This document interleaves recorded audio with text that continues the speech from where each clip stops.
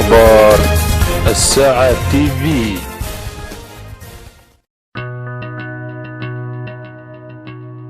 تداول مجموعة من رواد مواقع التواصل الاجتماعي صورة قيل أنها لسعد المجرد من داخل السجن، إلا أن الصورة على ما يبدو أنها صورة مفبركة، كما أن التسجيل غير وارد، فقد كان هناك اتصال ما بين والدة سعد المجرد وابنها سعد من داخل السجن.